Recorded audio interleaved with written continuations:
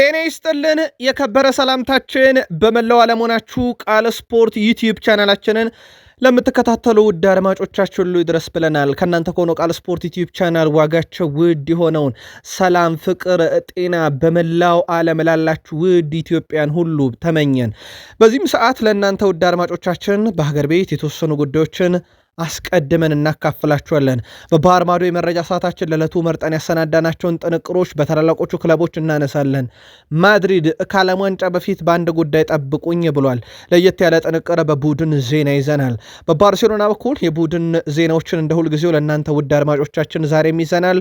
በአውሮፓ ታላላቅ ክለቦች፣ ታላላቅ ሊጎች፣ ታላላቅ ተጫዋቾች ወቅታዊ ጥንቅሮች በቅደም ተከተል ከኛ ጋር ቆይታ ስታደርጉ እንዲሁም የምታደምጡ ይሆናል። ሐሳብ አስተያየታችሁን እያጋራችሁን ምርጫችሁ ስላደረጋችሁንም አመስጋኞች ነን። መልካም ቆይታ። በድጋሚ በተወዳጁ የእንግሊዝ ፕሪሚየር ሊግ የመረጃ ሰዓታችን በርከት ያሉ ጥንቅሮችን ይዘናል።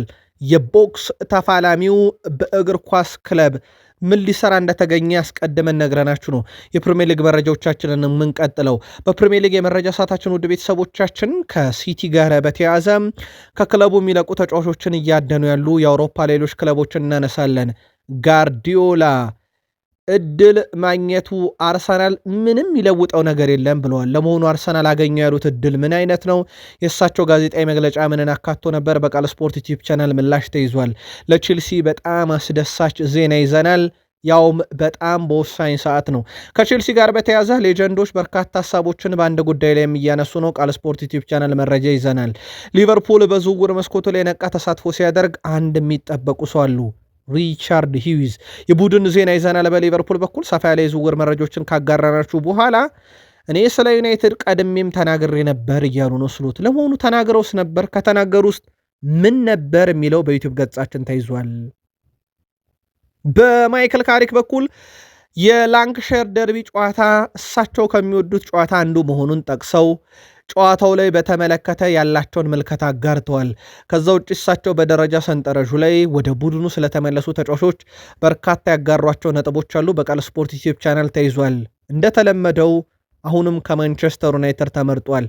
ግልጽ ነው። በማንቸስተር ዩናይትድ እጩ ሲቀርብ አሸናፊ ዩናይትድ የመሆን እድሉ በዚህ ዓመት በተደጋጋሚ የታየበት ነበረ። ከዩናይትድ ጋር በተያያዘ የዝውውር መረጃዎችን ጨምሮ የቡድን ዜና በስፋት ተይዟል። ለአርሰናል በጣም አስደሳች ግን ደግሞ በጣም አስገራሚ መረጃ ይዘናል።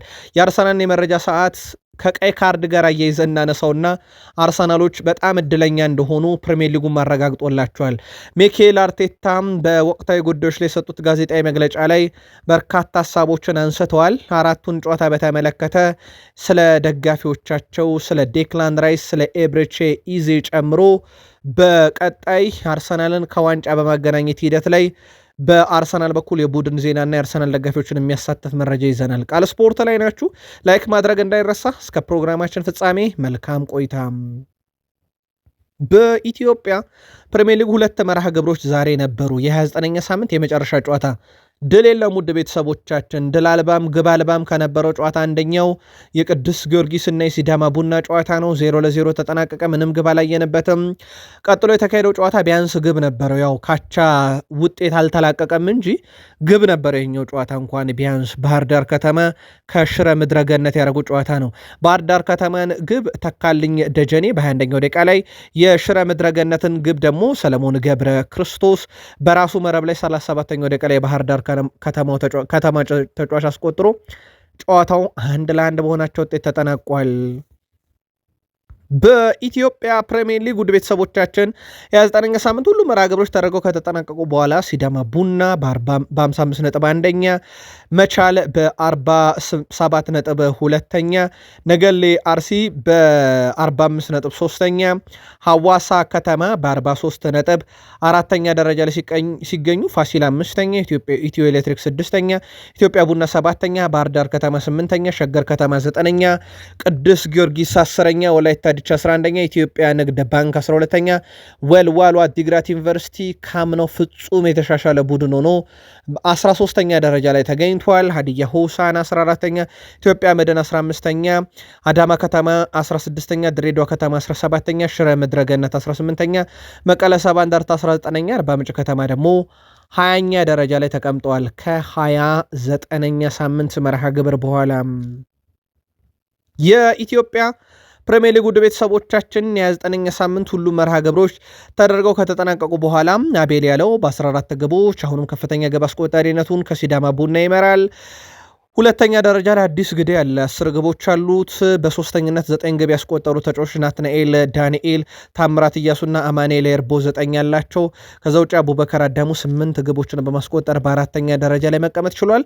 የኢትዮጵያ ፕሪሚየር ሊግ 30ኛ ሳምንትም ከፊታችን ሰኞ ሚያዝያ 26 ጀምሮ በአዳማ ሳይንስና ቴክኖሎጂ ዩኒቨርሲቲ፣ ወላይታ ዲቻ ከሀዲያ ሆሳዕና፣ ሐዋሳ ከተማ ከሸገር ከተማ በዛው ዕለት በተመሳይ ሰኞ ሚያዝያ 26 በመቻልና አዳማ ከተማ እንደዚሁም ድሬዳዋ ከተማና ኢትዮጵያ ቡና መካከል ጨዋታዎቹ እንደዚሁ የሚቀጥሉ ይሆናል። ቃል ስፖርት ዩቲዩብ ቻናልም ከስር ከስር በኢትዮጵያ ፕሪሚየር ሊግ መረጃዎቻችን እንደ ሁል ጊዜው እንገኛለን።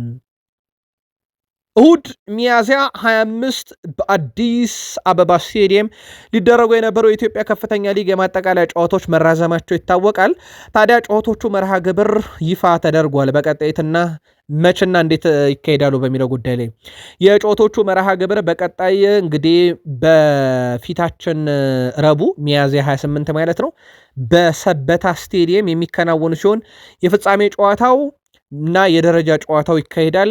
በዚህ መሰረት የደረጃ ጨዋታ ቀን 6 ሰዓት ከ30 የካ ክፍለ ከተማ ከደሴ ከተማ ለደረጃ ሰበታ ስቴዲየም፣ እንደዚሁም ፍጻሜ ጋሞ ጭንቻ ከሃላባ ከተማ ቀን 9 ሰዓት ላይ በሰበታ ከተማ ስቴዲየም ይካሄዳል።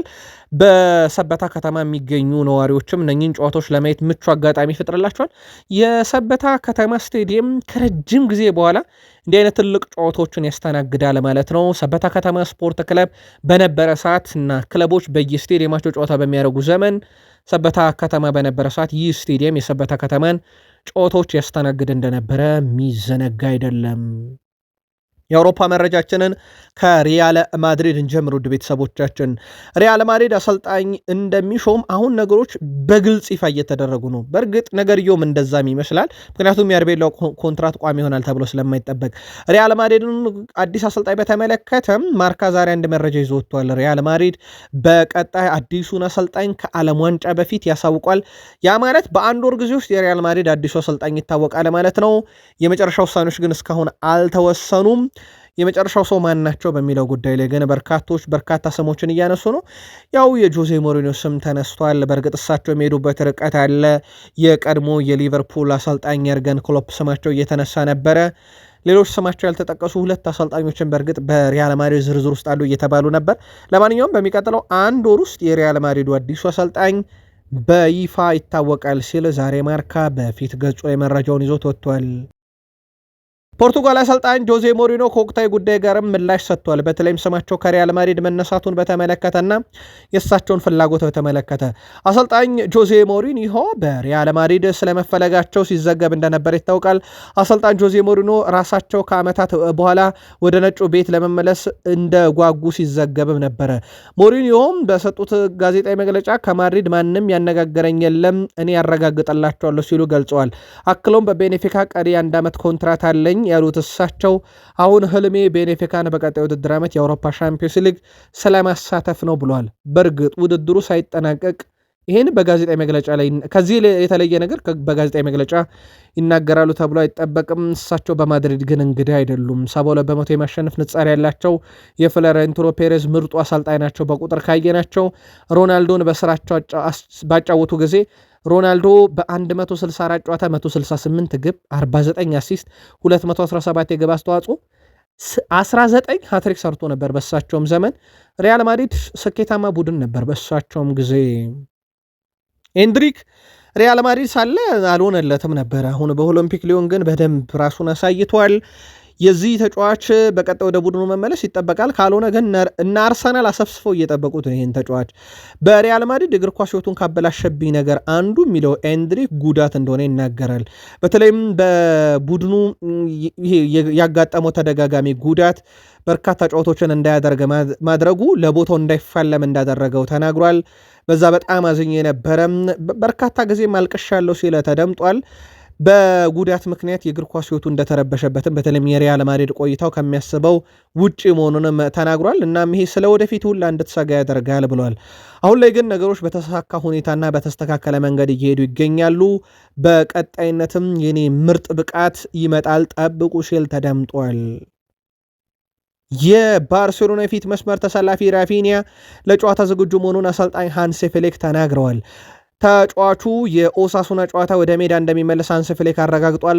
ምናልባት ባርሴሎና የላሊጋ ዋንጫውን ሊያሳካ የሚችልበት ጨዋታ ነው። በነገራችን ላይ ዕለተ ቅዳሜ ይደረጋል ጨዋታው። ምናልባት ዕለተ ቅዳሜ ግን ላሊጋውን ይሄ በዚህ ሳምንት መጨረሻ ካረጋገጡ ኤል ክላሲኮ ላይ ማድሪድ ግራና ቀኝ ቆሜ ያጨብጨቤ ባርሴሎናን አላስገባም ብሏል እና ነገርየው እንዳይጠናቀቅ በዚህ ሳምንት ሪያል ማድሪድ ምን ያህል ጥረት ያደርጋል የሚለው ይጠበቃል። በራሱ ጨዋታን መወጣት ማለት ነው። ራፊኒያ ለዚህ ቡድን ግን ምን አይነት ተሰጥኦ ያለው ተጫዋች እንደሆነ ማን እንደሆነ በደንብ ማየት ይቻላል። በአለፈው ዓመት የነበረው ቁጥሩ ደግሞ በደንብ ያሳያል። ራፊኒያ ያለውን ሁሉ የሚሰጥ ተጫዋች ነው ያሉት እሳቸው በአስቸጋሪ ጊዜያት ውስጥ አልፏል። አሁን መመለሱ ለኛ በጣም አስፈላጊ ነው ብሏል ሃንሲ ፍሊክ። በሌላ በኩል ቤርናል በቡድን ስብስብ የሚኖር ሲሆን ክሪስተንሰን ግን በዚህ ዓመት ላይጫወት ይችላል ሲሉ ተደምጠዋል። የባርሴሎና አሰልጣኝ ሃንሲ ፍሊክ። የፒኤስጂው ዋና አሰልጣኝ ሉዊስ ኤንሪኬ ፒኤስጂ በዝውውር ጉዳይ ላይ እኛ ማስፈረም የምንፈልገው ከኛ የጨዋታ ዕቅድ ጋር የሚሄድ ተጫዋች ብቻ ነው ብሏል። ስም ግን አልጠቀሱም። ማንን እያሰቡ እንደሆነ የሚለው በቀጣይ ይጠበቃል። የፒኤስጂ ዋና አሰልጣኝ ሉዊስ ኤንሪኬ ስለ አሽራፍ ሐኪሚም ተናግረዋል። ሐኪሚ ሞሮኳዊ ማሽን ያሉት እሳቸው እሱ አለህ ማለት 3 ተጫዋቾች አሉ እንደማለት ነው ብለዋል። አክሎም በትልቅ ደረጃ ያለ ተጫዋች አለን፣ እንዳለመታደል ሆኖ በባየር ሙኒክ ጨዋታ በመልሶ አይኖረንም። ስለ ባየር ሙኒክ ጨዋታ ያነሱት ኤንሪኬ በፒኤስጂ አሰልጣኝነት የገጠምኩት ጠንካራ ክለብ ባየር ሙኒክ ያሉ ሲሆን በቀጣዩ ጨዋታ ግን እኔን በጣም የቆጨኝና ያበሳጨኝ ነገር የአሽራፍ ሐኪሚ ያለመኖር ነው። 3 ተጫዋች እንዳጣው ነው የምቆጥረው። እሱ ሞሮካዊ ማሽን ነው ብለውታል። በእርግጥ በቦታው ላይ በጣም አስደናቂ ተጫዋች ነው። ያለሱ እንዴት ይወጡታል የሚለው ቀጣይ ሳምንት ዕለተ ረቡዕ ምሽት የሚደረገው መርሃ ግብር ላይ የምንመለከት ይሆናል። በፓሪስ ሰን ዠርሜን ጥቂት እንቆይ ውድ ቤተሰቦቻችን። የቀድሞ የእግር ኳስ ሌጀንድ ክላረንስ ሲዶርፍ ክቫራትስኬሊያን የዓለማችን ምርጡ ተጫዋች ነው፣ አሁን በዛ መንገድ እየሄደም ያለ ተጫዋች ነው እና በደንብ ሊወራለት የሚገባ አይነት ተጫዋች ሲል አወድሶታል። በእርግጥ ናፖሊም እያለ በነገራችን ላይ ክቫራትስኬሊያን ብዙ የተወራለት ተጫዋች ነው። በርካቶች ፈልገውታል። በፓሪስ ሰን ዠርሜንም ያው በጣም ክላስ የሆነ ማንነቱን በደንብ እያሳየ ነው። ጥሩ ድሪብለር ነው። አሲስቶቹ፣ ይሄ ቴክኒካል ብቃቱ ብዙ ሊነገርለት ይችላል። ክላረንስ ሲዶርፍም ክቫራትስኬሊያን ምርጡ ተጫዋች ነው አሁን በዓለማችን ላይ፣ አሁንም በዛ መንገድ እየቀጠለ ያለ ሲል አወድሶታል። እዛው ፓሪስ ሰን ዠርሜን ቤት ያለው ኑኖ ሜንዴሽም ወጣቱ ፖርቱጋላዊ ተጫዋች ሆኗል። 50 የአውሮፓ ሻምፒዮንስ ሊግ ጨዋታዎችን የተጫወተ በሮናልዶ ነበረ ይሄ ትንሹ ዕድሜ ተይዞ የነበረው። አሁን ኑኖ ሜንዴሽ ወስዶታል። ኑኖ ሜንዴሽ የግራ መስመር ተመላላሽ ነው።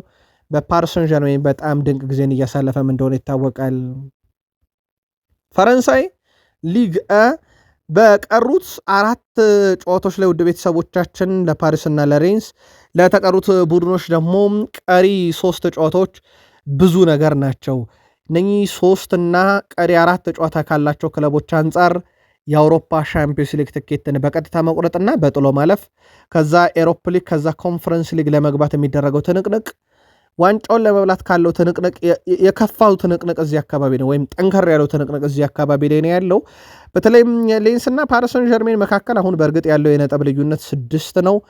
ይሄ 6 ነጥብ በሂሳባዊ ስሌት በጣም ቅርብ ይመስላል፣ ግን ከተቀሩ ጨዋታ 4 አንጻር ፓሪስ ሰን ዠርሜን ይህን የሚያክል የ6 ነጥብ ልዩነት ይጠብበታል ወይ? ፕላስ የሚጫወተው ከራሱ ከሌንስ ጋር መሆኑ ደግሞ ምናልባትም ዋንጫውን እንዲያረጋግጡበት ሊያደርግ ይችላል። የፍራንስ ሊጋ ወደ መጨረሻ አካባቢ ላይ ፉክክሩ ደርቷል። ቪክተር ኦሴሜን የጋላታሳራይ ደጋፊዎችን ለመግለጽ ቃላት ያጥረኛል ነው ያለው። ቤተሰባዊነት፣ ፍቅር፣ አንድነቱ፣ ክብሩ፣ እዚህ ቤት ያለ ነገር በሙሉ ፍጹም ይለያል። ይሄ ከፈጣሪ ነው ብሏል። እንደውም እሱ ቃል በቃል ሲናገር እውነት ለመናገር እንደዚህ አይነት ነገር ከፈጣሪ ሲሆን ነው። ፈጣሪ እኔን ጋላታሳራይ እንድጫወተ አደረገ፣ ይህንን ክብርም አየውኝ፣ በጣም በጣም ደስተኛ ነኝ ብሏል። እውነት ለመናገር የጋላታሳራይ ደጋፊዎች ያሳዩት ፍቅር፣ ያሳዩት ለሱ ተነሳሽነት እንዲኖር ያደረጉት ነገር በሙሉ በጣም በጣም አስደናቂ ነበረ። ከዚህ ጋር በተያያዘ ውድ ቤተሰቦቻችን ተጫዋቹ በቀጣይ ክረምት ክለቡን ለመልቀቅ ራሱ እንዳያስብ የሚያደርግ አይነት ድጋፍ ነው እየሰጡት የሚገኙት። ቃል ስፖርት ዩቲዩብ ቻናል ላይ ትገኛላችሁ። ውድ ቤተሰቦቻችን ከ90,000 በላይ ሰብስክራይበር ባለው ዩቲዩብ ገጻችን ትገኛላችሁ። ላይክ ካረጋችሁን በቂ ነው። ሀሳብ አስተያየት እንቀበላለን። ላይክ ግን ማድረግ እንዳይረሳ። ወደ ፕሪሚየር ሊግ መረጃ ተሻገርን። በተወዳጁ የእንግሊዝ ፕሪሚየር ሊግ አጫጭር ስፖርታዊ መረጃችንን ከቦክሰኛውና ከእግር ኳስ ክለብ ጋር ምን አገናኘው በሚለው መረጃችንን ጀምር። የብራይተኑ አሰልጣኝ ፋቢያን ሁዝለር ናቸው። ክለቡ ከወራት በፊት አንድ የቦክስ ተፋላሚን ወደ ቡድኑ እንዲጋብዝ ያደረጉት። ክለቡ የድብልቅ ማርሻል አርት ተፋላሚ የጋበዘው ተጫዋቾችን በስልጠና እንዲያግዝ መሆኑ ደግሞ ትንሽ ነገሩን አስገራሚ ያደርገዋል። ተፋላሚ ተጫዋቾች በተክለ ሰውነት እንዴት መዳበር እንደሚችሉ፣ በአንድ ለአንድ ግንኙነት እንዴት ማሸነፍ እንደሚችሉም ማሳየቱ ገልጸዋል። በተጨማሪም የቆመ ኳስ ታግለው እንዴት መከላከል እንዳለባቸውና እንዴት መጠቀም እንዳለባቸው ማስተማሩ ተገልጿል። የድብልቅ ማርሻል አርት ተፋላሚው የፍራንክፈርት ንጉስ ተብሎ የሚጠራው ክሪስቲያን ኢክለርም መሆኑ ነው ዘገባዎች ያመለከቱት። ብራይተን በተጫዋቾቹ በኩል ተነሳሽነትን፣ ተፋላሚነትን ለመጨመር ቦክሰኛ ጭምር በስልጠና ላይ እንዲገኝ ያደርጓል። በጣም አነጋጋሪ ነበር መረጃውም። ጋላታሳራይ ፖርቱጋላውያንን የማስኮብለል ፍላጎት አለው ተብሏል። በቀጣይ ክረምት ላይ የቱርኩ ክለብ የአውሮፓ ታላላቅ ክለቦችን ለመቀላቀል በሚደረገው ጥረት በተለይም ደግሞ ፖርቱጋል ያለ ትኩረት አድርጓል። አንደኛው ቤርናንዶ ሲልቫ ነው። በእርግጥ እንደ ቤርናንዶ ሲልቫ ያለ ተጫዋች በቀጣይ ክረምት ከሲቲ በይፋ እንደሚለያይ ይታወቃል። ስለዚህ ከኮንትራት ነፃ የሆነ ተጫዋች በግል ተደራድረው ነው የግላቸው የሚያደርጉት። ክለቡ ፖርቱጋላውያን አማካኙም ትልቅ የዝውውር ገንዘብ ወጪ ስለማያደርጉበት ይልቁንስ በደሞዝና በጥቅማጥቅም የግላቸው ማድረግ ይፈልጋሉ።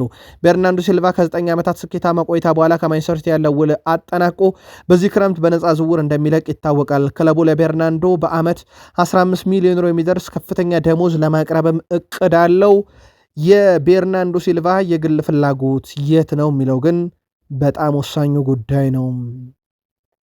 አርሰናል በ6 ነጥብ መምራት እድል ማግኘቱ የሚለውጠው ምንም ነገር የለም እያሉ ነው ጆሴፍ ፔፕ ጋርዲዮላ። የማንቸስተር ሲቲ አሰልጣኝ ፔፕ ጋርዲዮላ የኤቨርተን ጨዋታ አስቸጋሪ እንደሚሆን በሰጡት ቃል ገልጸዋል። የኤቨርተን ጨዋታ ሁልጊዜም ከባድ ነው ያሉት ጋርዲዮላ ጨዋታውን ማሸነፍ እንዳለብን እናውቃለን ሲሉ ተናግረዋል። አርሰናል በ6 ነጥብ ልዩነት የመምራት እድል ስለማግኘት የጠየቁት ጋርዲዮላ የተለመደ ነው መርሃ ግብር ብቻም ነው ብለዋል። ይህ የሚለውጠው ነገር የለም፣ እኛ ምን ማድረግ እንዳለብንም እናውቃለን ነው ያሉት ፔፕ ጋርዲዮላ። አያይዞም አርሰናል ከፉላም የሚያደርጉት ጨዋታ ከልምምድ በኋላ ስለሆነ እንደሚመለከቱት ገልጿል። ስለዚህ እሳቸው የአርሰናልና የፉልሃምን ጨዋታ ቁጭ ብዬ አየዋለሁ ብለዋል። ስለዚህ የሲቲም ተጫዋቾች፣ የሲቲም አሰልጣኝ፣ የሲቲ መላው ዓለም ያሉ ደጋፊዎችም የአርሰናልን ጨዋታ ቁጭ ብለው ስለማየታቸው አሰልጣኙ ማረጋገጫ ሰጥቷል። የቃል ስፖርት ዩቲዩብ ቻናል የሲቲ ደጋፊዎች የአርሰናልን ጨዋታ በምን አይነት ስሜት ሆናችሁ እንደምትመለከቱ ግን ጻፉልን። እሳቸው ግን ከልምምድ በኋላ ቁጭ ብዬ አየዋለሁ ብለዋል። የማንቸስተር ሲቲው አለቃ በጉዳት ዙሪያም ሀሳባቸውን አጋርተዋል። የማንቸስተር ሲቲ አማካይ ሮድሪ ከጉዳቱ እያገገመ መሆኑን አሰልጣኝ ፔፕ ጋርዲዮላ አረጋግጠዋል። እየተሻለው ነው፣ ነገር ግን አሁንም አብሮ ልምምድ አልሰራም። ስለዚህ በሚቀጥሉት ቀናት እናያለን ብለዋል። ለኤቨርተን ጨዋታ ይመለሳል የሚል እምነት ያላቸው እንደሆነ የተጠየቁት ጋርዲዮላ ሁልጊዜም እምነት አለኝ ብለዋል። በሌላ በኩል ሩበን ዲያሽ አሁንም የቡድን ልምምድ አለመጀመሩን ገልጸው ነገር ግን እየተሻሻለ ነው፣ ግቫርዲዮልም እንደዛው ብለዋል። ከዚህ ጋር በተያያዘ ምናልባት የሲቲ ጨዋታ ሰኞ ነው የሚደረገው። በዚህ ሳምንት የመንዴ ናይት ፉትቦል 2 መርሃ ግብሮች እንመለከትበታለን፣ የቼልሲን ጨዋታ ጨምሮ ማለት ነው። የሲቲ ጥሩ አጋጣሚ የሚሆንለት ጉዳት ላሉ ተጫዋቾች የመመለሳ ረጅም ጊዜን ያገኛሉ። ግን ሮድሪንም ይሁን ግቫርዲዮልም ሩበን ዲያሽም ስለመሰለፋቸው ግን 100% ማረጋገጫ አልሰጡም። ቢኖሩ ጋርዲዮላ በግልጽ ይናገራሉ ተብሎ ግን ይጠበቅ ነበረም። በቼልሲ በኩል በጣም አስደሳች መረጃ አለ። በእርግጥ ከሰሞኑ በቃል ስፖርት ዩቲዩብ ቻናል ከታማኝ የዜና ምንጮቻችን አረጋግጠን መረጃውን አምጥተነው ነበር። ዛሬ ራሳቸው ካሉም ማክፍላረን አረጋግጠዋል። ላቪ ኬልዌል እና ሪስ ጄምስ ሁለቱም ዛሬ ከቡድኑ ጋር ልምምድ ሰርተዋል። ሪስ ጄምስ ወደ ልምምድ ተመልሷል። ላቪ ኬልዌል ልምምድ እየሰራ ይገኛል። ሁለቱም ተጫዋቾች በጥሩ ሁኔታ ላይ ይገኛሉ። ሁለቱም ተጫዋቾች በቀጣይ ጨዋታ መገኘት ይችላሉ። እናም ሁለቱ ተጫዋቾች ቀን በቀንም መሻሻላቸው ለቡድኑ ቀጣይ ጨዋታ ላይ እንዲገኙ ተስፋ የሰጠም ነው ተብሏል። በተለይም ላቪ ኬልዌል የረጅም ጊዜ ጉዳት ላይ ነበረ። ካሉም ማክፍላረን እንደገለጹት ከሆነ እኛ ግን ሁለቱንም ተጫዋቾች ጫና ውስጥ እንዲገቡብን አንፈልግም ብሏል። ምናልባት ካሉም ማክፍላረን አእምሯቸው ውስጥ ሞር የኤፍኤ ካፑ ጨዋታ ሊኖር ይችላል እየተባለ ነው። እሳቸው እንደሚሉትም ከሆነ እንደውም እኛ ምርጥ ስኳድ አለን እያሉ ይገኛሉ እና እነኝን ተጫዋቾች ከጉዳት ቢመጡም በአንድ ጊዜ ወደ ጨዋታ እንዲገቡ ላናረግ እንችላለን እያሉ ነው እና የሰኞ ጨዋታ ላይ ላይገኙ የሚችሉበት እድል አለ፣ ግን ከጉዳት መመለሳቸውን አረጋግጠዋል። ለመሆኑ ቼልሲን ማን ያሰልጥነው ካሉም ማክፍላረን ጊዜ አሰልጣኝ ናቸው፣ ምንም ጥያቄ የለውም። ታዲያ ቼልሲን በሳቸው ይቀጥል ወይንስ ሌላ አሰልጣኝ ይምጣ የሚለው ጉዳይ የተረጋገጠና የተወሰነ አይደለም። ግን ቢያንስ ከሲዝኑ መጠናቀቅ በኋላ ይህን ጉዳይ በተመለከተ ቼልሲዎች ውሳኔ ይወሰናሉ። በእርግጥ የቼልሲ ውሳኔ ባለፉት 3 ዓመታት ቡድኑን ከየት ወደ የተወሰደው የሚለው ማሳያ ነው። አሁንስ የሚለው ደግሞ ይጠበቃል። የቀድሞ የአርሰናል ሌጀንድ ቴሪ ዳኒዮኒ ቼልሲ አሎንሶን ማስፈረም አለበት፣ ከዛ ሙሉ ኃላፊነት ይስጡት እንጂ ቼልሲ እንደገና ከባድ ችግር ለፕሪሚየር ሊግ ክለቦች ሲሆን እንመለከተዋለን ብሏል። ወይም ደግሞ የአደገኛው ቼልሲ ሲመለስ እናየዋለን ብሏል። ከዚህ ጋር በተያያዘ የአርሰናል ሌጀንድ ቴሪ ዳኒዮኒ ሀሳቡን አያይዞም ሲገልጽ ለቼልሲ ፍቱን መፍትሄ ይሆናል፣ ግን ባለቤቶቹ እጃቸውን መሰብሰብ አለባቸው፣ ስራውን ለቀጣዩ አሰልጣኝ ብቻ መስጠት ይኖርባቸዋልን ብሏል።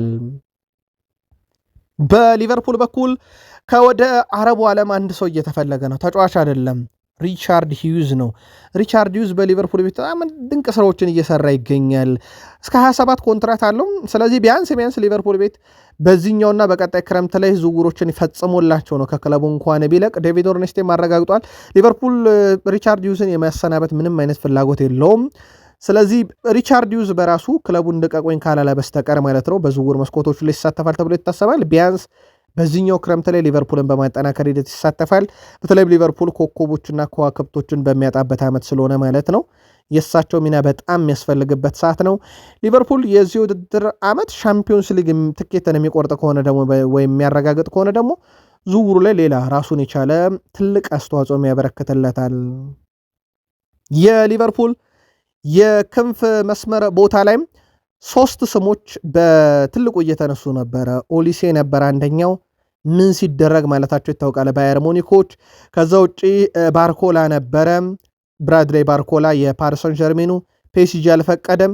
ለሊቨርፑል አሁን በቃ ተስፋ ሊሆን የሚችለው ወይም ከክለብ ደረጃ በጣም ተስፋ ሊሆን የሚችለው የአንዲዮ ሜንዲ ነው። የአንዲዮ ሜንዲ በቀጥታ ሳላን ላይ ተካ ይችላል፣ ግን ሳላህን በአንድ ተጫዋች ከመተካት ይልቅ የቡድኑን ሚዛን መጠበቅ ላይ ትኩረት ያደርጋል ተብሎ ይታሰባልና አንደኛው ማሳያ የአንዲዮ ሜንዲ ዝውውር ነው።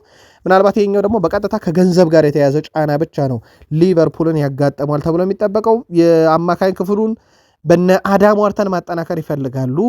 የፕሪሚየር ሊጉ የቀጣይ ክረምት የዝውውር አጀንዳ ነው፣ ግን በቀላሉ ያገኙታል ተብሎ አይታሰብም። አርሰናል ምናልባት ማርጉዌን ከፓላስ ሊያስፈርም 11ኛው ሰዓት ቀርቶበት በጥር ሲቲን ተቀላቀለ። አዳም ዋርተንን እስከ ፓላስ እንዴት ይሆንለት የሚለው የቀጣይ ክረምት የሊቨርፑል አጀንዳ ይሆናል። አርኔ ስሎትና የስፖርቲንግ ዳይሬክተሩ ሪቻርድ ሂዩዝ ማርኮ ሴኔስን ወደ ቡድኑ ለማምጣት ፍላጎት አላቸው።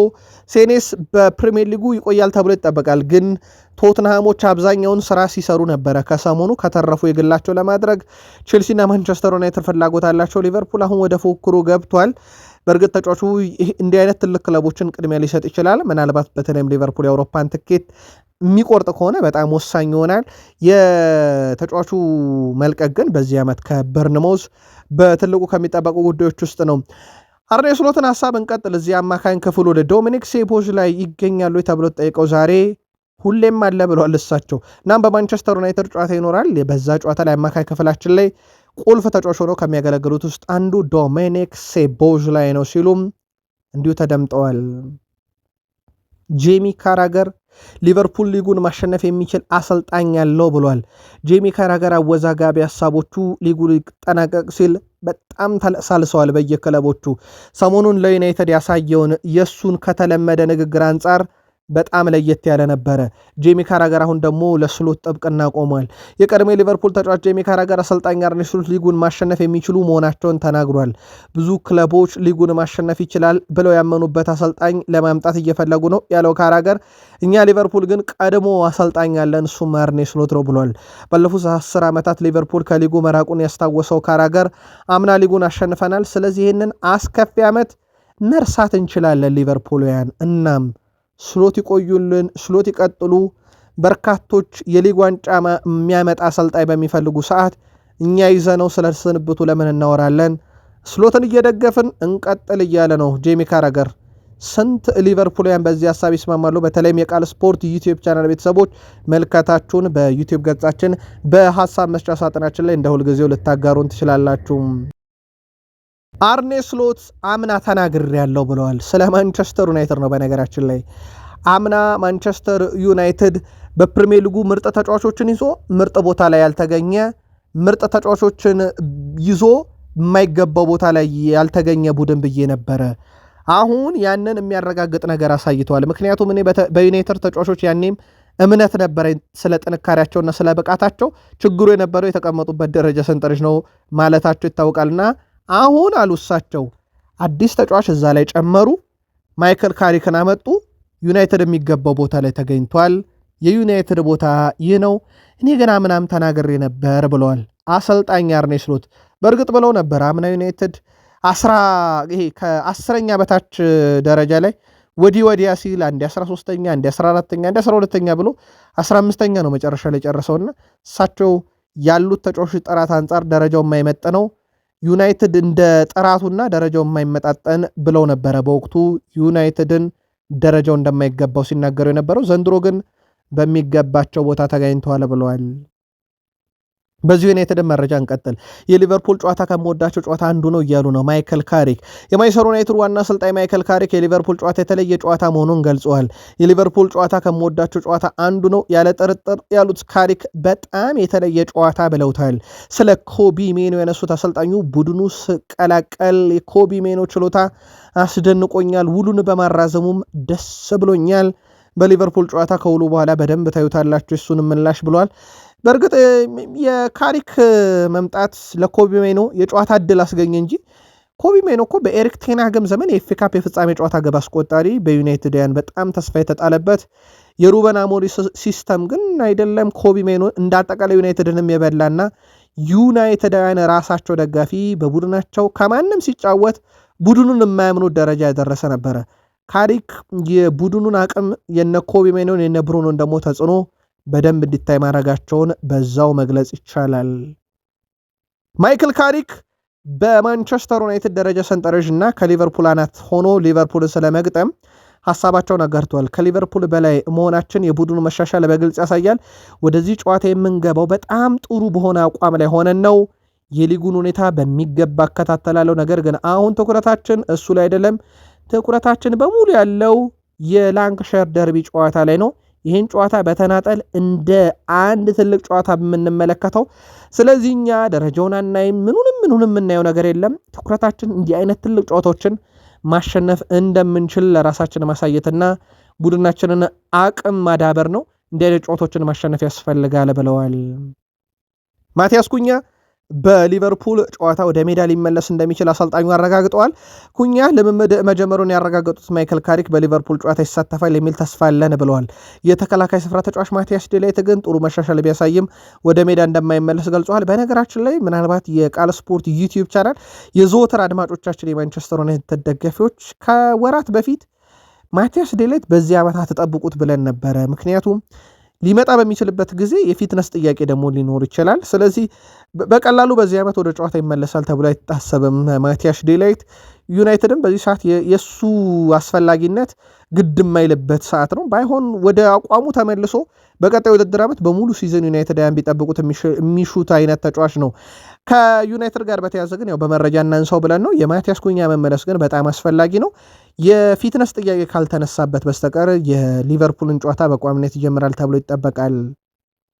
የእንግሊዝ ፕሮፌሽናል ተጫዋቾች ማህበር የደጋፊዎች የወሩ ምርጥ ተጫዋች ይፋ ተደርጓል። በዚህ መሰረት የማንቸስተር ዩናይትዱ አምበል ብሩኖ ሚጌል ፈርናንዴዝ የመጋቢት ወር የፕሪሚየር ሊጉ ምርጥ ተጫዋች በመባል ተመርጧል። የየካቲት ወር የደጋፊዎች ምርጥ ተጫዋች በመሆን ቤንያሚን ሼሽኮ ማሸነፉ አይዘነጋም። ዩናይትድ አሁንም ደግሞታል። ኤኖስ ማንቸስተር ዩናይትድን በ27-28 የውድድር ዘመንም እንዲህ አይነት ተጫዋቾችን እነ ብሩኖን ይዞ አዲስ ተጫዋች ተጨምሮ ዋንጫ ያነሳል የሚል እምነትም ጭምር እያደገ መጥቷል ይላል። ይሄ ደግሞ የታይም ስፖርት ዘገባ ነው። እነ ብሩኖ ዘንድሮ ብቃታቸው ፍጹም የተለየ ነው። የመጡትም ኩኛ፣ እነ ቤንያሚን ሼሽኮ፣ እነ ብሪያን ቤሞ በጣም ድንቅ ነው እያሳለፉ ያሉት ጊዜ። እናም አሁን ቡድኑ በራሱ በተለይ በነ ኤኖስ በነ ራክሊፍ በኩል ይሄ ቡድን ዋንጫ ለመብላት ጥቂት የሚቀረው የሚል እምነት አላቸውና ቦርዱ ምርጥ ተጫዋቾችን ካገኘን ቀጣይ ዋንጫ እንበላለን፣ ብሩኖንም እናቆያለን የሚል ተስፋ ላይ ናቸው። በዝውውር ጉዳይ ማንቸስተር ዩናይትድ ቤት ጆሽኳ ዚርክዚ በዚህ ክረምት ክለቡን የሚለቅ ከሆነ ማንቸስተር ዩናይትድ ቤንያሚን ሼሽኮ ላይ የሚወድቀውን ጫና ለመቀነስ ተቀያሪ የሚሆን አጥቂን ወይ ከገበያ ያመጣሉ፣ ከገበያው ካጡ ደግሞ እንደ ቾድ ኦቢ ማርቲን ያለ ተጫዋች ወደ ዋናው ቡድን በቋሚነት ያድጋል ተብሎ ይጠበቃል። ዩናይትድ በዝውውር መስኮቱ ላይ በቀጥታ ከሚሸጣቸው ተጫዋቾች አንድ ገቢ የማግኛ ያቀዱ፣ ሁለተኛው ደግሞ በነፃ ከሚለቃቸው ተጫዋቾች የደሞዝ ክፍያቸውን አስቀርቶ የሚያገኘው ትርፍ ወይም የሚቀርለት ወጪ፣ ሶስተኛው ቀድሞ በሸጣቸው ተጫዋቾች ባካተተው አንቀጽ ድርሻ ማግኘት ነው። ከዚህ ውስጥ አንደኛው ሜሰን ግሪንውድ ነው። ለማርሴይ ሲሸጡት ማንቸስተር ዩናይትዶች በውል ውስጥ ከ50 በመቶ የሚጠጋ ድርሻ እንዲኖረው አካተዋል። ከዚህ ጋር በተያዘ ግሪንውድ በማርሴይ ያለው ብቃት የሚሸጥበትን ዋጋ እያገነነው እየመጣ ይገኛል። በርካታ ፈላጊዎች አሉት። ዩናይትድ ይሄን ሽያጭም በትልቁ ይጠብቀዋል። ለአርሰናል በጣም አስደሳች ዜና ነው። አርሰናል ከቀይ ካርድ ለጥቂት ተርፏል። ውድ ቤተሰቦቻችን ያ በጣም የተቸገሩበት አምና ዋንጫ ለማጣታችን ምክንያት ያሉት ሚኬል አርቴታ ቀይ ካርድ ዘንድሮ በብዙ ኪሎ ሜትር ርቋቸው፣ ባለፈው ሳምንት ግን ካጠገባቸው ደርሶ ነበረ። ግን ዳኛውም ማለፋቸው፣ ቫርም ማራቸው። ማጋሌሽ በቀይ ካርድ ሊወጣ ይገባ ነበር ብሏል ፕሪሚየር ሊጉ ዛሬ በኦፊሻል ገጹ ላይ። ጋብሪኤል ማጋሌሽ ማንቸስተር ሲቲ ከአርሰናል ጋር ባደረጉት ጨዋታ ላይ ከሃላንድ ጋር የፈጠረው ግብግብ በቀይ ካርድ ሊያስወጣው ይገባ እንደነበረ ፕሪሚየር ሊጉ በይፋ አረጋግጧል። ማጋሌሽ ያደረገው በሃላንድ ላይ ያሳየው የጭንቅላት እንቅስቃሴ ከጨዋታ ሕግ ጥሰት አንጻር ስለሚታይ የዕለቱ ዋና ዳኛ ቀይ ካርድ ሊያሳዩት ይገባ ነበረ፣ ቫርም ላይ ያሉ ዳኞች ይህንን ማሳሰብ ነበረባቸው ብሏል ፕሪሚየር ሊጉ ዛሬ በወጣው ኦፊሻል ገጹ ላይ። በእርግጥ ይህ ቀይ ካርድ አለመሰጠቱ በሃላንድ በኩል ሆን ብዬን ያደረግኩት በወድቅ ይሰጠው ነበር ብሎ የተማርኩት ከአባቴ ነው ቢልም ሮይ ኪን ግን እኔ አንተን አባት ጥየዋለሁ ብሏል። በእርግጥ ልክ ነው። ሮይ ኪን የሃላንድን አባት ጥሎት የሃላንድ አባት ወደ እግር ኳስ ዝር አላሉም። ከዛ በኋላ ሃላንድ አልወደቀም፣ ማጋሌሽም ከቀይ ካርድ ተርፎ ነበር። ፕሪሚየር ሊጉ ግን ስህተት ነው፣ ማጋሌሽ በቀይ መውጣት ነበረበት ብሏል። የአርሰናል ደጋፊዎች የተለየ ምስል ያሳያሉ ተብሏል። ውድ ቤተሰቦቻችን ቃል ስፖርት ዩቲዩብ ቻናል ላይ ትገኛላችሁ። አርሰናል ከአትሌቲኮ ማድሪድ ላለበት ተጠባቂ ሻምፒዮንስ ሊግ ጨዋታ ደጋፊዎች የተለየ ዝግጅት እያደረጉ ነው። ገና ካሁኑ የክለቡ ደጋፊዎች ጨዋታው ከመጀመሩ በፊት ስቴዲየሙ የተለየ ምስል እንደሚያስመለክቱ አረጋግጠዋል። በተጨማሪም የቡድኑ ባስ ስቴዲየም ሲደርስ ልዩ የሆነ አቀባበል ለማድረግ ቀድሞ ማቀዳቸው ይታወቃል። አሁን ግን በስቴዲየም ውስጥ ነው። የክለቡን ባስ ለመቀበል የሚደረገው ዝግጅት ሬድ አክሽን የተሰኘውን የክለቡን ደጋፊዎች ቡድን እንደሚያዘጋጅም ተነግሯል። ስለዚህ ከመግቢያው ስቴዲየም ውስጥ ገብተው እስከሚጫወቱ ጨዋታው እስኪጠናቀቅ ከጎናችሁ ነን እያለ ነው ደጋፊ አርሰናልን። አርሰናል 1-1 ያለውን ውጤት ወዴት ይወስደዋል የሚለው በኤምሬትስ ይጠበቃል። በተጫዋቾቹ ላይ የማየው የዋንጫ ማሸነፍ ረሃብ ትልቅ ነው ብለዋል ሚኬል አርቴታ። የፕሪሚየር ሊጉ መሪ አርሰናል አሰልጣኝ ሚኬል አርቴታ ወደ ተጫዋቾች ስመለከት የማሸነፍ ረሃብ አይባቸዋለሁ ብለዋል። በተጫዋቾች ውስጥ ረሃብ ነው የሚታየኝ የሚሉት አርቴታ የማሸነፍ ዋንጫ የማንሳትና የመዘጋጀት ረሃብ ይታየኛል ብለዋል። አክሎም በአትሌቲኮ ማድሪድ ጨዋታ የተፈጠረው ነገር በጣም ነው ያበሳጨኝ ያሉት እሳቸው አሁን ስራውን በቤታችን በኤምሬትስ እንጨርሰዋለን ብለዋል። ዓላማችንን ለማሳካት የሚገጥምን ፈተናና ሁኔታ ሁሉ መጋፈጥ አለብን፣ ጠልፈን መጣል አለብን ያሉት እሳቸው ለክለባቸው ደጋፊዎች መልእክት ያጋሩት አርቴታ ዓመቱን ሙሉ ያደረጋችሁትን ስራ አሁን በመጨረሻም ቀጥሉ ብለዋል። ያንን ጉልበትና ፍቅር ወደ ሜዳ አምጡት፣ በጋራ ሆነን እናደርገዋለን ሲሉም ለደጋፊ ጥሪ ያቀርበዋል። በእርግጥ የአርሰናል ደጋፊ በኤምሬትስ ከቅርብ ጊዜ ወዲህ አሳሳቢ ሆኗል። ቁዝም ብሎ በስሜት ተውጦ ኳስ የሚያይ ደጋፊ መብዛቱ እሳቸውንም እንዳሳሰባቸው አልሸሸጉም። የሰሜን ለንደኑ ክለብ አርሰናል በፉልሃሙ ጨዋታ ላይም ከተጫዋች ግልጋሎት ጋር በተገናኘ ከሃቨርዝን አያገኘውም። ከሃቨርዝ በአትሌቲኮ ማድሪድ ጨዋታ ይመለሳል የሚል ተስፋ እንዳላቸው የተናገሩት እሳቸው በጨዋታው ከሃቨርዝ እና ዩሊያን ቲምበር በዚህ በፉልሃም ማለት ነው እንደማይገኙ አረጋግጧል። በሌላ በኩል የቡድኑ አምበል ማርቲን ኦዴጋርድ ለጨዋታው መድረሱ አጠራጣሪ ነው ብለዋል። ግን እነኚህ ሁሉም ተጫዋቾች ለአትሌቲኮ ማድሪዱ የኤሚሬትስ ጨዋታ የመድረስ እድላቸው ሰፊ መሆኑን ተናግረዋል ሚኬል አርቴታ። አሁን አርሰናል ያለበት ሁኔታ ተጫዋች የሚያሳርፍበት አይደለም። የፉልሃሙ ጨዋታ የዋንጫ ጨዋታ ነው። የአትሌቲኮ ማድሪድም ጨዋታ የዋንጫ ጨዋታ ነው ለአርሰናል በዚህ ሰዓት። ሚኬል አርቴታ እንደውም ሲናገሩ 4 ጨዋታ ብቻ ቀርቶናል በፕሪሚየር ሊጉ፣ ሁሉም ነገር በመስመር ላይ ነው፣ እናም ይሄ የምንፈልገው ፈተና ነው ብለዋል። ግን ደጋፊው የሚፈልገው ፈተና ስለመሆኑ እርግጥ አይደለም። አርሰናል የነበረው የነጥብ ልዩነት ጠቦ እዚህ መምጣቱን ደጋፊው በዚህ ሰዓት ላይ ይፈልገዋል ተብሎ ገና አይታሰብም። እሳቸው ግን ጥሩ ፈተና ብለውታል።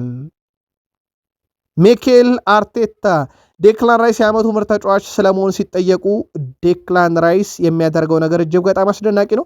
በእያንዳንዱ ጨዋታ የሚያሳየው ጥራት ያንን የወጥነት ደረጃ ሁሌም ማሳየት እጅግ ከባድ ነው። የእሱ የተለየ ነው። ምናልባት ዓመቱ ሲያልቅ እናየዋለን ብለዋል። ስለ ኢዜ ተጠይቀው የእሱ ባህሪ ፍጹም የተለየ ነው። ራሱን የሚገልጽበት ልዩ መንገድ አለው። ምን እንደሚሰማው አናውቅም፣ ነገር ግን ሚዛናዊ ግልጽነትና ትትና ይሰጣል ለቡድኑ። በጣም የተለየ ጸባይ ግን በቡድን ውስጥ አለው ብሏል። እሳቸው እንግዲህ አርሰናል ከሻምፒዮንስ ሊግ ጥሎ ማለፍ ጨዋታ በኋላ የሚያደርጋቸው ጨዋታዎች ላይ ፈተና እየገጠሙ ነው።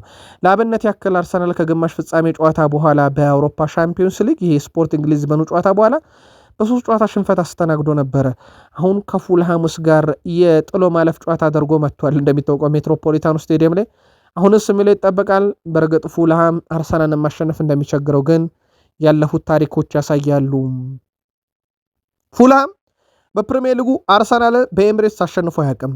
ይሄ አንደኛው ለአርሰናል የሚሰጠው ጥንካሬ ነው። ለአብነት ያክል አርሰናል እና ፉልሃም ያለፉትን 5 ግንኙነቶች ብናይ 2 ጊዜ አርሰናል አሸነፈው፣ 2 ጊዜ አቻወጡ፣ 1 ጊዜ ፉልሃም ድል አድርጓል። እሱንም ድል ያደረገው 2023/24 የውድድር ዓመት በፉልሃም ክራቨን ኮቴጅ ስቴዲየም 2-1 ነው። ከዛ ውጭ በኤምሬትስ ድል አድርገው አያውቁም። ለአርሰናል በጣም ጥሩ የሚባለው ሌላው ዜና ደግሞ አርሰናል የተቀሩት ጨዋታዎች በሙሉ ስለ ነው የሚደረጉት። አንዱ የአውሮፓ ሻምፒዮንስ ሊግ እና 4ቱ የፕሪሚየር ሊግ ጨዋታ በሙሉ እዛው ለንደን እየተዘዋወረ ነው የሚያደርገው። ምናልባት አርሰናል ፍጻሜ ከደረሰ አንድ ጨዋታ ተጨማሪ ከሜዳ ውጭ ያደርጋል በቀሩት ጨዋታ። እሱም ቡዳፔስት ላይ የአውሮፓ ሻምፒዮንስ ሊግ የፍጻሜ መርሃ ግብር ነው። ኤሲ ሚላን ጋብሪኤል ጀሱስን በክረምት ማስፈረም እንደሚፈልጉና ተጫዋቹን በቅርበት እየተከታተሉ መሆኑን እንግዲህ መረጃዎች ወጥተዋል። በእርግጥ አርሰናሎች ይሸጡታል ተብለው ከሚጠበቁ ተጫዋቾች አንደኛው ነው። ምክንያቱም አርሰናል ዩሊያን አልቫሬዝን ለማምጣት ፍላጎት አለው ማለት በአጥቂ መስመር ላይ ሌላ ሊጨምረው የሚፈልገው ጥራት ያለው ተጫዋች እንዳለ በጋብሪኤል ማጋሊሽ በጋብሪኤል ጀሱስ እምነቱ እንደጠፋ ማሳያ ነው። የጋብሪኤል ጀሱስም ዓመት የመጨረሻ ይሆናል ተብሎ ይታሰባል። ምናልባት የአርሰናል ደጋፊዎችን የሚያሳትፍ አንድ መረጃ ግን እናክል። የሰሜን ለንደኑ ክለብ አርሰናል የወራ መያዝ የወሩ ምርጥ ተጫዋች እጩዎችን ይፋ አድርገዋል። በዚህ መሰረት ካይ ሃቨርዝ፣ ቪክተር ዮኬሬሽ፣ ፔሮ ሄንካፔ እና ኤብሪቼ ኢዜ የአርሰናል የኤፕሪል ወር የወሩ ምርጥ ተጫዋች እጩ ሆነው ቀርቧል። የአርሰናል ደጋፊዎች በቃል ስፖርት ዩቲዩብ ቻናላችን ላይ የምትገኙ በወሩ ምርጣችሁ ማን ነበር? መርጣችሁ በሀሳብ መስጫ ሳጥናችን ላይ እንድታሰፍሩልን በትህትና ጠይቀን የምሽቱን ዘገባዎቻችንን እዚህ ጋር ቋጨን። ላይክ ካላረጋችሁ ላይክ አድርጉን። ለሀሳብ አስተያየታችሁ ግን አመስግነናል። መልካም ምሽት።